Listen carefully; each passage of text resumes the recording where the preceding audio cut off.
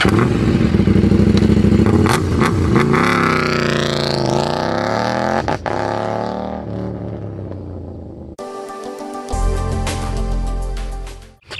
mga brother? Welcome na naman sa another episode ng Chef Ecomoto.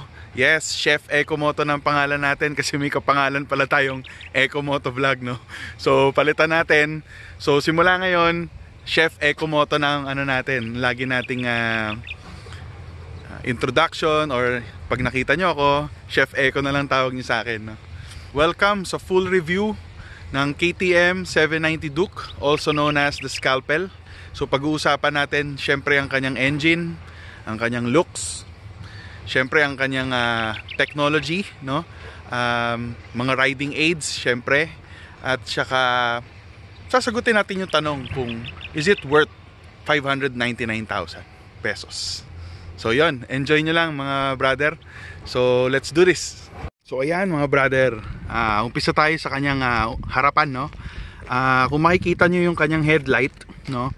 Kaparehas niya yung sa 390 Duke. Pero kung ipagtatabi nyo sila, dahil naka 390 Duke ako noon, mas malapad siya ng 3/4 inch kesa sa 390 Duke. Makikita nyo yan dito pa lang, itong gitna.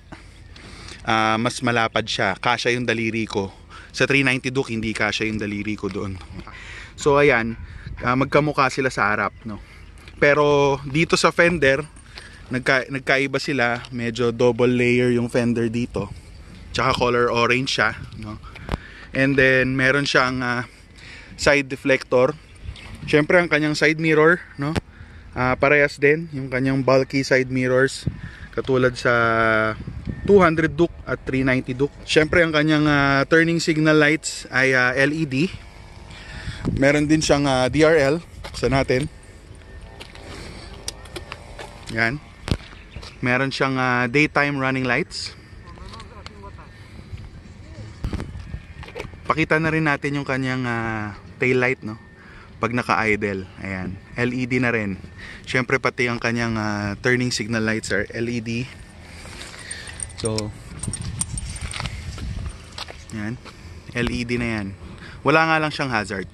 So kapag i-on natin yung kanyang engine, magto-turn on yung kanyang headlight. Yan. Full LED rin. And then meron siya ditong switch. Dito yung switch niya for the passing light.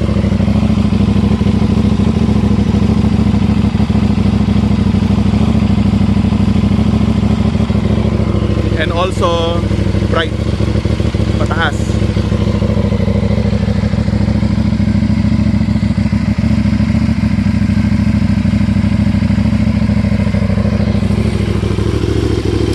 This specific headlight, malakas ang kanyang buga at malawak ang kanyang sakop, no? Lalo na dun sa bright. So kahit sa gabi, hindi mo na kailangan magpakabit ng aux light para sa akin, no? So yun, napakagandang pagkagawa ng headlight niya. Siyempre kitang kita natin dito, no, ang kanyang WP suspension. Ang alam ko nasa 48mm ito, no? Yun nga lang, non-adjustable siya. Yan, non-adjustable. Medyo matagtag, no? Pero siguro sinet na ng KTM yun para sa mga cornering and para lapat na lapat siya sa kalye, no? Pero syempre, yun nga, matagtag siya. So isa yun sa mga hindi ko nagustuhan, no, sa 790 Duke. Pero syempre kung may extra budget ka, pwede ka naman mag-upgrade, no, ng aftermarket na suspension. I forgot to mention guys, meron siyang built-in steering damper. So stock yan, kasama yan sa pag binili mo siya. Ayos, di ba? So syempre meron din siyang dalawang 300mm na disc brakes, no? Itong kanyang calipers ay gawa ng isang Spanish company, J1 ba yun? If I'm not mistaken, no, yun yung kanilang kinuhang supplier for that, no? Pero syempre again, pwede ka naman magpalit ng aftermarket. Isa sa mga hindi ko rin nagustuhan sa bike na to is yung kanyang brakes, napaka spongy. Sana yan lang siguro, or syempre when it comes to safety, kung may extra budget ka, magpalit ka na kaagad ng aftermarket. According din yan sa iba kong mga napanood at nabasa ng mga reviews ng Scalpel. So yun, ito guys, share ko lang, no. Pag PA ang code ng number nito, ibig sabihin gawa yan sa Pilipinas. Ang mga gawang Austria ay VBK code. So kaya ito, mas mura ito. Kaya nababa nila yung presyo, no, from 780,000 if I'm not mistaken to 599 na lang siya ngayon. Kasi dito na siya ina-assemble, no. Pero ang alam ko, yung mga natitirang mga Austrian models nasa 649 na lang ata. So please check na lang po sa nearest branch ng KTM sa inyo kung interesado po kayo. Ito yung isa sa mga nagustuhan ko, no, yung kanyang brake fluid na lalagyan. Napakaganda, no? Kakaiba siya. So punta naman tayo dito sa middle part. So ito yung kanyang gas tank, no. Pag binuksan siya, same lang naman sa ibang mga motor, no. Just open this and then the key, turn it and then up, no? So yan, 14 liters po ang capacity nito. Medyo meron lang akong reklamo ng konti pagdating sa kanyang gauge, sa kanyang TFT display. Yan, ready to race. Yan, ito yung kanyang gas gauge, no. This one, ito yung temperature. So itong gas gauge niya medyo hindi siya consistent, medyo hindi siya accurate, sorry. Ngayon itong range din naman, siguro nakakonect yan doon, medyo hindi rin ako masyadong kampante. So ang tinitignan ko, lagi kong nire-reset after full tank is itong trip meter, trip 1. Pag yan napunta sa 190, ibig sabihin kailangan ko na magpagas sa city driving.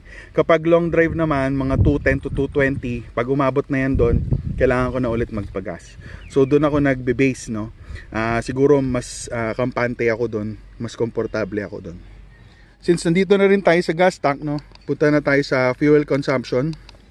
So sa trip 2, last trip ko 88 kilometers.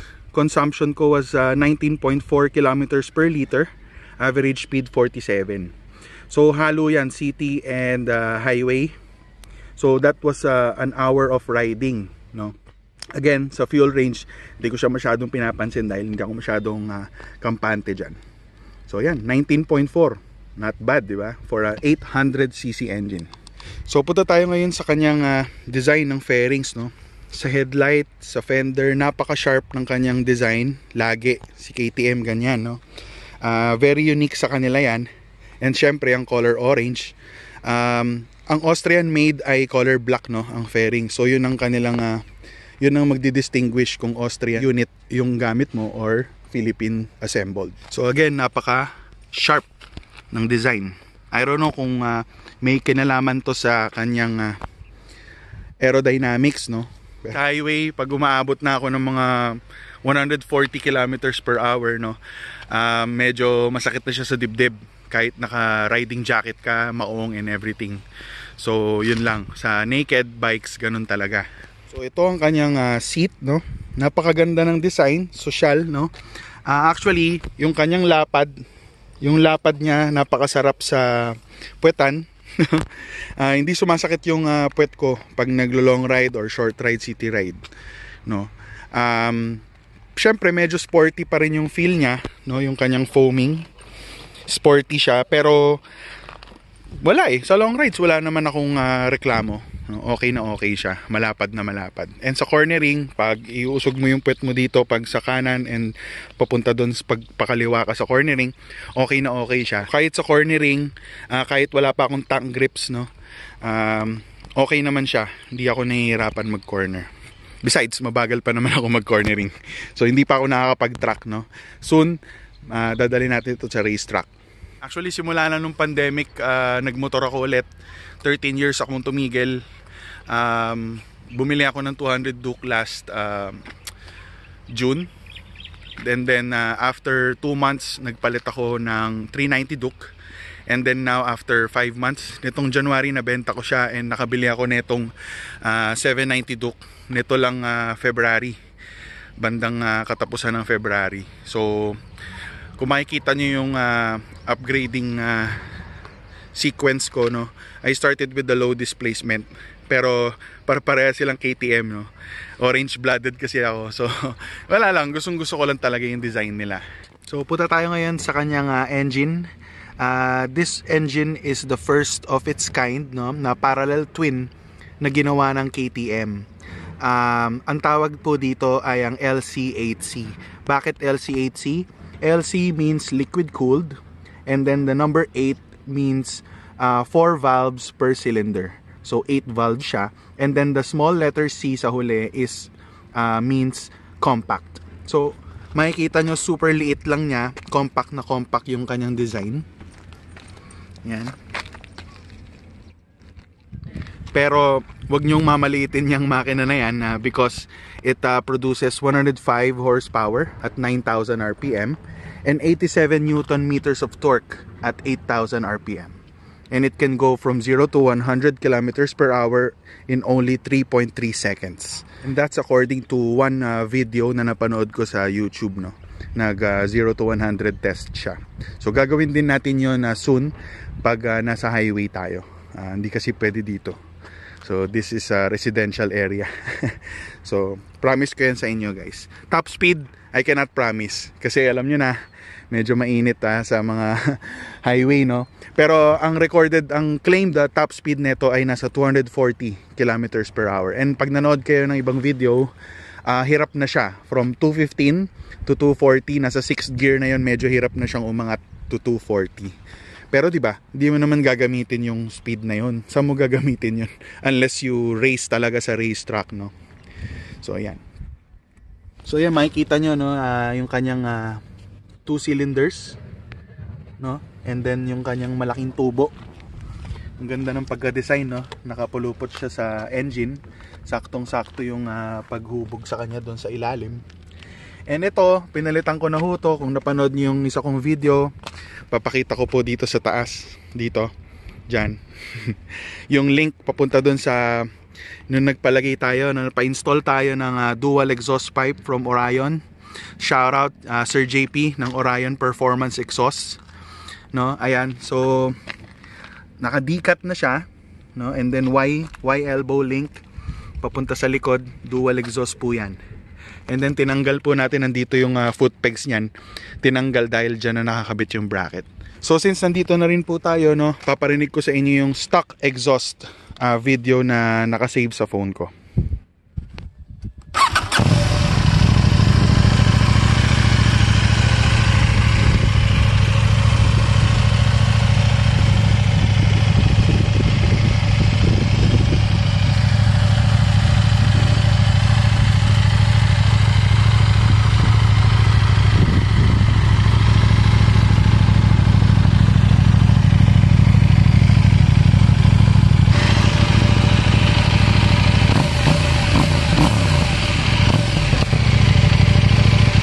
And then, ito naman po ngayon yung sound check ng dual exhaust from Orion Performance Exhaust. So,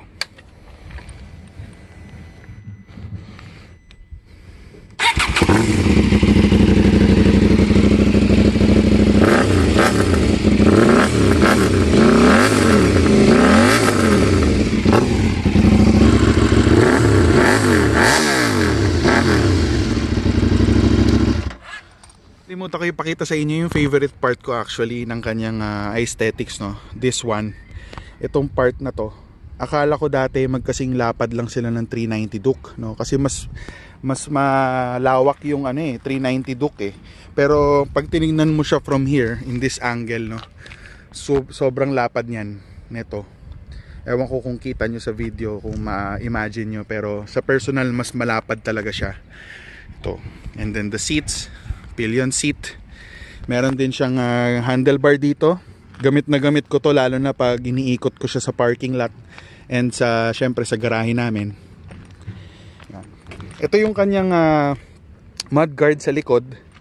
para hindi tayo tiis pogi. Marami nagsasabi sa akin na magpa-tail tidy, pero iniisip ko mabuti dahil nakakita kasi ako sa highway ng habang umuulan.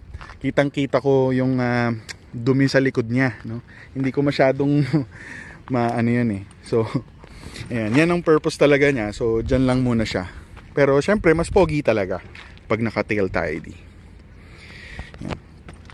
And then, ito yung kanyang suspension sa likod, no? WP suspension. Adjustable ang kanyang preload, no? So 10 levels, 10 clicks, 5 clicks yung standard, no? Ayan.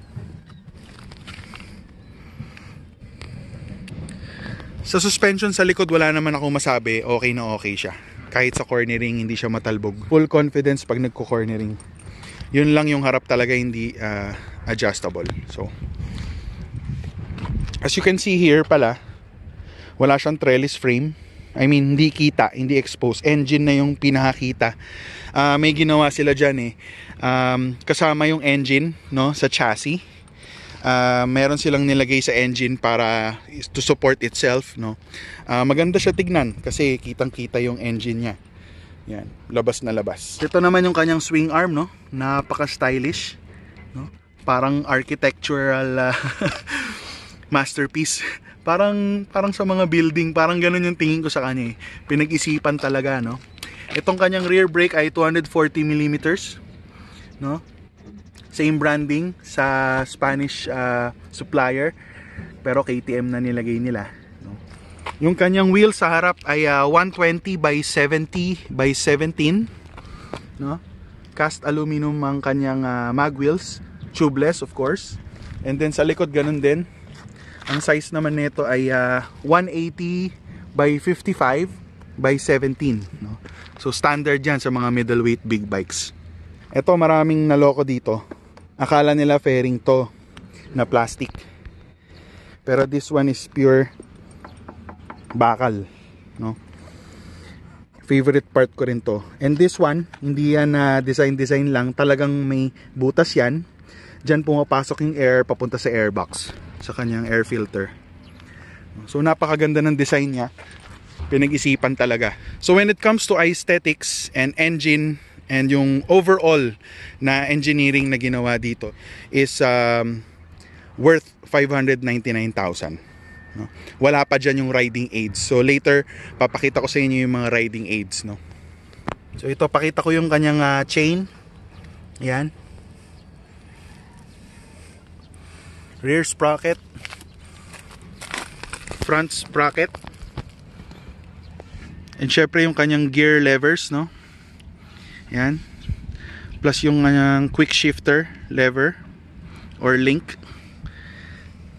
At yun ang kanyang engine number. Ito. Diyan yan. So expose na expose yung engine. Naked bike na naked bike talaga siya.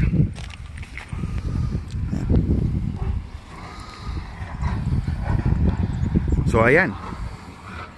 So ito yung kanyang handlebar. Sakto lang yung lapad niya sa akin, no? Mas narrow siya compared sa 200 Duke I think and 390 Duke. As a previous owner of both bikes, mas narrow siya, siguro for handling, no? So nandito yung kanyang mga selector. Ayan. For the TFT. Ayan.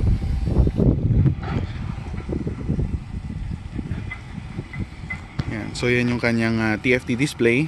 Ito yung gear indicator. This is the tachometer, digital. The time, temperature sa labas, trip meter, range ng fuel, gas gauge, temperature gauge, speedometer, riding mode. Ito. And kung kilometers per hour or miles per hour. So ito yung kanyang engine light. Ito yung kanyang oil pressure gauge. Yan, warning. Syempre ABS, traction control, at saka yung kung naka-neutral ka. So yan. Yan lang yun nandyan. Pero since meron siyang selectors pa, ito yung horn. Ito yung kanyang signal lights, no? Ayan yung signal light indicator. Left and right, push to turn off. Dito, makikita nyo lang dito is yung kanyang ignition. So may kill switch siya. Yan. Yan, naka-kill switch siya, ready, and then yung susunod is yung ignition na. Okay. So, yung pala, ang throttle nito ay ride-by-wire. So, ang purpose ng ride-by-wire, dun niya na-adjust, no? Fully electronic siya. Dun niya na-adjust yung kanyang mga throttle control, no? Hindi ko lang alam kung saan galing yung traction control. Pero since meron tong 4 riding modes, dyan nang gagaling yung sa ride-by-wire. Okay? So, punta tayo ngayon. Pindutin natin yung set, no? Mapupunta tayo sa menu. So, dito sa favorites, ano bang meron dyan? So, nandyan lang, papakita lang sa'yo yung mga basic information. Temperature, yung battery mo. Pag in-on mo yan, syempre, aangat yan sa 14. Ngayon, nasa 12 lang yan to 11 kasi naka-off. Okay? So, itong odometer, ang full na tinakbo niya sa ngayon is 1,240 at ang kanyang nakaset na ride mode is Sport, which I use sa city driving and long drives. So dito naman sa trips and data, trip 1, yan yung pinakita ko kanina, may 18.9. So depende kasi, and ito yung trip 2, yung pinakita ko sa inyo kanina. Okay? And general info, yan, date to day, and then yung odometer and battery voltage gauge. Sa settings, no, sa units, pwede kang magpalit ng distance kung kilometers or miles, temperature degrees Celsius, degrees Fahrenheit. Consumption is kilometers per liter. Yan, kilometer per liter, gallons per 100 miles, miles per gallon, and miles per liter. Meron ding, ano to? Hindi ko na alam to. UK gallons, I don't know. Basta marami siya, yan. So, pang cross country yung kanyang settings. Yan. Sa language, marami rin. Ayan, pwede mong palit-palitan. No? French, Italian, German. So, dito muna tayo sa English US, English UK. Sa clock and date, pwede mong palitan yung, syempre, yung clock. Yan. Naka-military time to. So, hanggang 24 hours siya. So, hindi siya nasiset sa 12-hour clock. And then, DRLs, medyo naguguluhan ako sa DRL. Hindi ko pa to naaaral. Ang feeling ko pag in-off mo siya, hindi mag-on yung daytime running lights. Parang ganun ba? Or there's something going on with the headlights kapag binabright mo? Or kasi ito palang, guys, ito palang kanyang gauge ay may sensor dito sa taas. Ayan. Nagiging black siya kapag shade, may shade, no? Pag tinanggal ko siya after 5 seconds or 15 seconds ata, magwa-white siya. So let's wait. Ayan, nag-white siya. So again, tatakpan ko yung sensor, magiging black. Okay? So it depends on the lighting condition, daylight or sa gabi. Very helpful. So, hindi siya masakit sa mata. Balik tayo sa settings, no? Trips, tapos na tayo dito, no? Hindi pa pala. Settings. Ayan. So service, dyan yung makikita yung next service in. So, ang unang change oil nito was 1,000. So, since naka 1,200 plus na tayo, meron pa siyang 4,761 kilometers, no? Ang nagastos ko sa first PMS was 4,990. Andun na yung engine oil, Liqui-Moly, 10W50 ba yan? So kasama na dyan yung Liqui-Moly na 3 liters. Actually may natira pang 200 ml. And then syempre yung mga check-up ng mga bolts and nuts. And syempre lubrication ng chain. Lahat ng check-up po. And in-unlock na nila yung limiter. So wala na tong limiter. Mas may enjoy mo na siya ng mas longer gear ratios. And then next service is on January 2022. Pero syempre depende sa gamit mo yan. And then the software version is 1.02.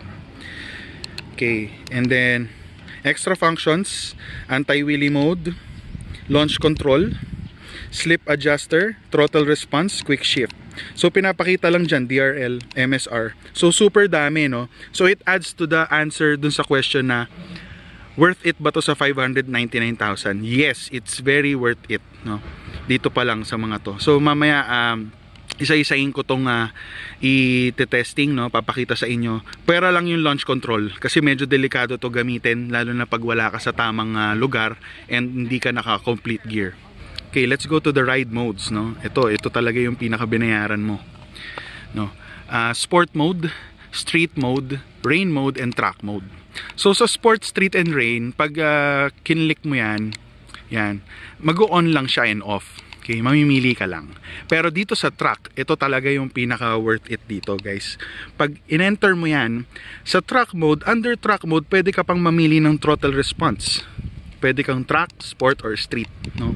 Ang ibig sabihin lang nito, para lang mas mabilis i-explain, ang track mode is 100% power with a minimum traction control, and yung anti-wheelie mode niya medyo hindi gagana, pero meron.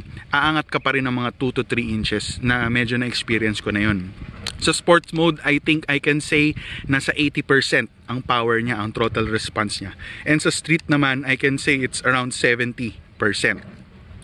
Now, ayan, may anti-wheelie mode on and off, launch control on and off. Sa launch control, pwede mo siyang magamit ng 3 times. Tapos after nun, yung ECU, sasabihin niya na hindi na pwede. Kasi pag naglo-launch control ka, masyadong maraming trabaho yung engine and yung ECU. Kino-control niya yung traction mo. Ilalagay ka niya dun sa full traction control and full throttle response nang hindi umiiyak yung gulong at hindi umaangat yung harap. So that way, unang-una ka sa drag race. Yun. So, pag ayaw mo na mag-track, tapos ka na mag-track sa Clark, no? Soon, pupunta tayo sa Clark, leave track ka na. So yan, ang rain mode naman, na-try ko na to once. Super ganda, no, ng throttle response at yung kanyang traction control. Na-try ko na yan once, ganito rin ka-araw. And then, pauwi ako sa Commonwealth. Nagulat ako, biglang bumuhos yung ulan, super lakas ng ulan. May konting baha-baha na sa kalye, sa highway. And napansin ko, nilagay ko siya sa rain mode. Yung throttle response niya is very minimal. Pag binigla mo yung gas niya, magta-traction control siya kagad, papatayin niya yung power kagad sa throttle. Super ganda ng performance ng rain mode. And syempre hindi ko pa siya na-try sa long ride ng umuulan. Yan. So what else ang makikita natin dito? So papunta naman sa motorcycle. Ayan, merong MTC plus MSR. MTC is the motor slip regulation, no? Ito yung parang sa slipper clutch na kapag nag-downshift ka sa high speed, accidentally or not, kung talagang magko-cornering ka, hindi mag-iiyak yung gulong or hindi magsiswivel yung gulong sa likod. Hindi ka magigewang-gewang, no? Napakagandang feature. And then for ABS, ayan, on or off, pwede. ABS mode, merong road, and then pag hinold mo siya, mapupunta ka sa super moto mode. Ayan. So motor slip regulation is disabled in current ABS mode. Ayan. So S moto means super moto mode. So ang super moto, pinapatay niya yung ABS sa likod lang para makapag-drifting ka, squala, and power slide, yung mga ganon. So more on stunts, and also sa racetrack magagamit mo rin to, lalo na sa high speed cornering. Yung mga MotoGP, di ba, nagsaslide yung likod nila habang pa corner sila. So yan yun, super moto mode. And then quick shifter, always on, pwede mo rin i-off. Ay, yan, off din siya. Pero ako, I really enjoy the quick shifter. Actually, yan yung pinaka buying factor sa akin itong bike na to. It has a quick shifter sa up and auto blipper sa down. So napakasulit sa 599,000. So ibalik muna natin to sa road mode para parehas naka ABS yung harap at likod. Okay, shift light, ayan, lights up kapag nasa 8,000 RPM, and then nagfa-flash na siya sa 11,000 RPM. So ang maganda dyan, kahit hindi ka nakatingin sa gauge at medyo high speed ka at kailangan mo nang mag-shift, malalaman mo. Kapag nakailaw lang siya, it means nasa 8,000 ka na. Pag nagfa-flash na siya, means nasa 11,000 RPM ka na. So yan, pwede mo rin i-off yan, off or on. So 'di ba, napaka-customizable ng bike, no? Dahil sa advanced ECU niya, no? Ride by wire, 'yun yung pinaka nagpapagalaw ng lahat ng 'yan, no? So 'yan yung pinaka gauge niya. So napaka-sporty. Kanina pinakita ko sa inyo sa sound check yung itsura ng RPM, no, pag binobomba. Guys, ang kanyang clutch lever ay adjustable. You just have to pull this up and then you can turn this, no, dial according sa gusto mong lightness and sa bigat ng clutch niya.